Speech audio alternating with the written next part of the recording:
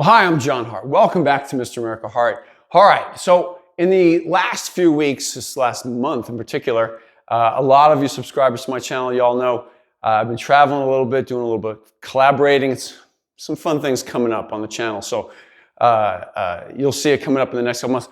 I've been asked, okay, in all the conversations that I had when I was traveling, meeting new people, and just really looking back on how my past training, my past experiences have affected today, and how here I am, I'm instructing a young man in the gym 2 days in a row, and we got in some great workouts. And when we did this, he's 23, the big question came up, what would I do different?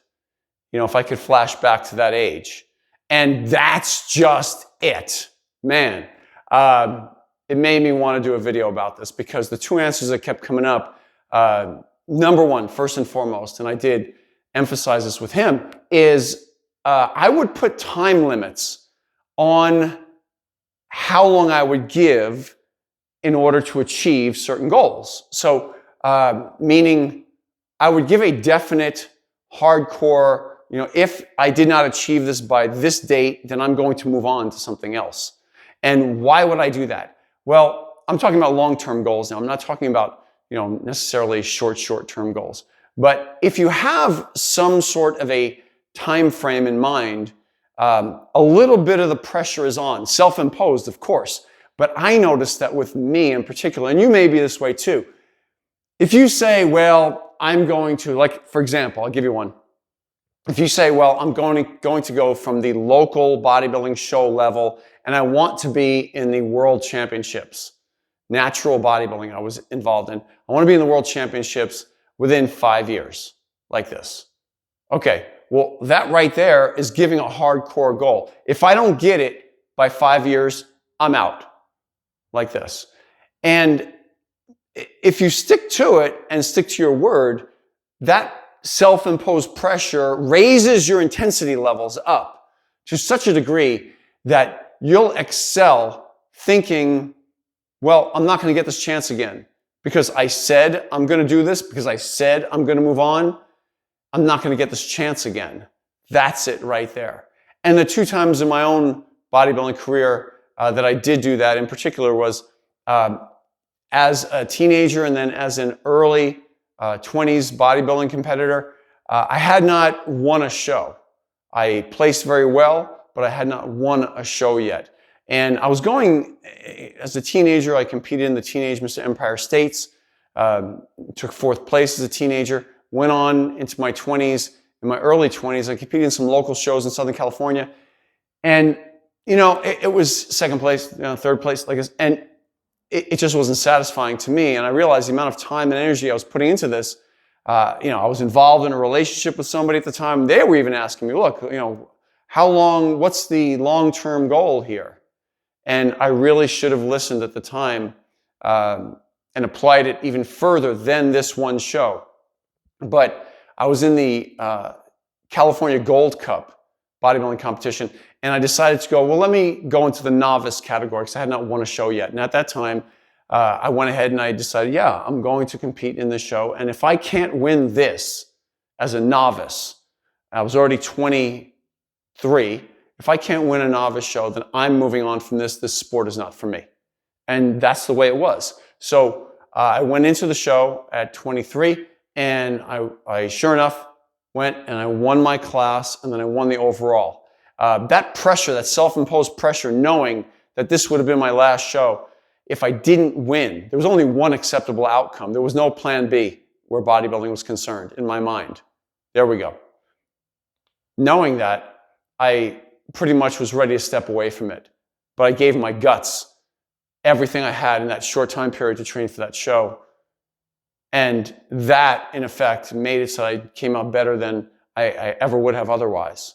And then the other bodybuilding-related event that I realized, hey, if I can't win this, then I'm going to move on from it, was in 2012 and 2013.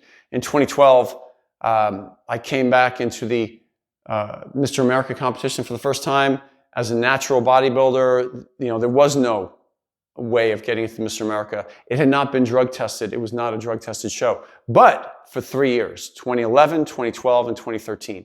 And in 2012, I had realized I saw some coverage of the 2011 event, and I went, wow, this is so cool.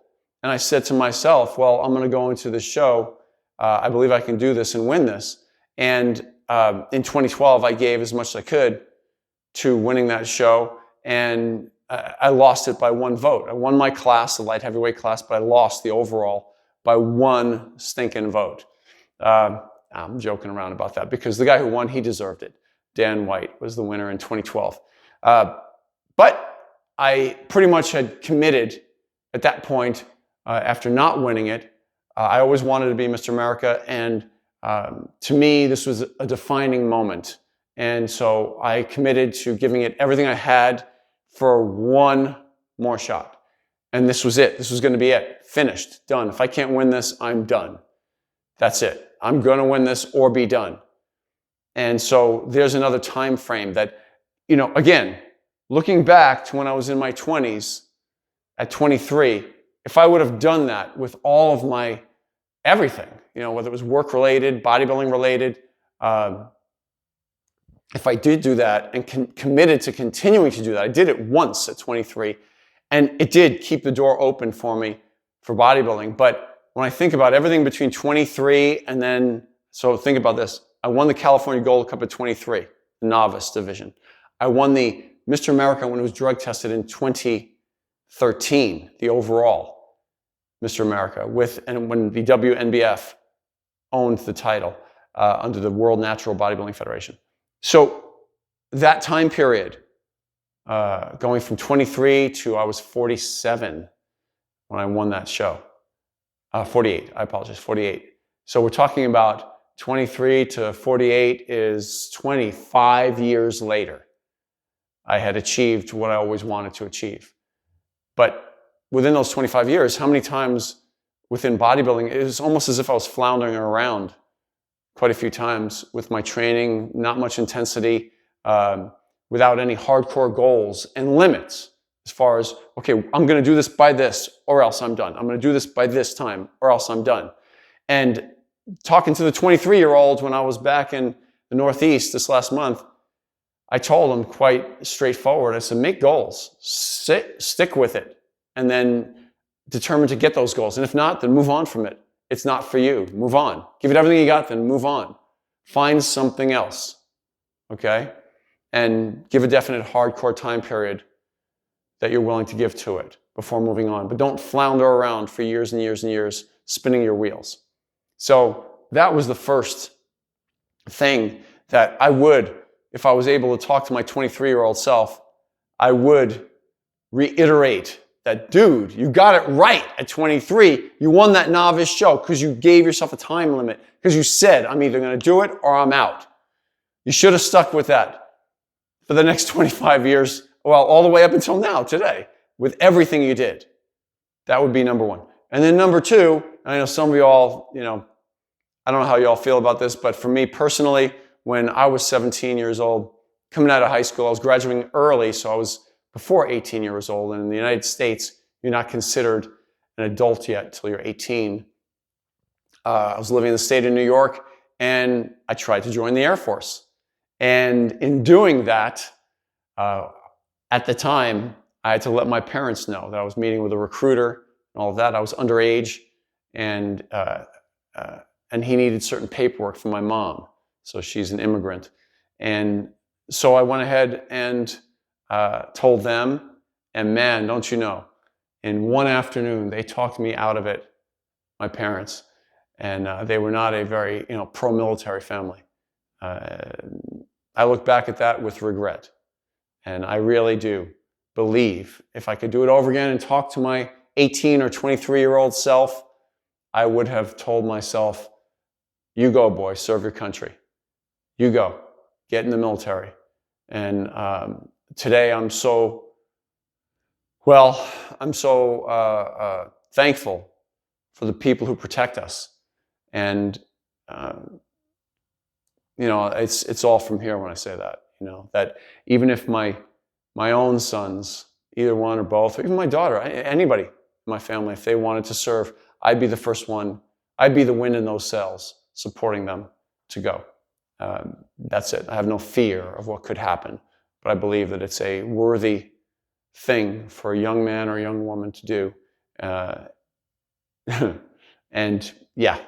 And meanwhile, you all know I'm married. I have in-laws, and there are multiple people in the military, retired and in right now as we speak. So I love them and support them as well. And I very much honor all those who have given of themselves for our sakes.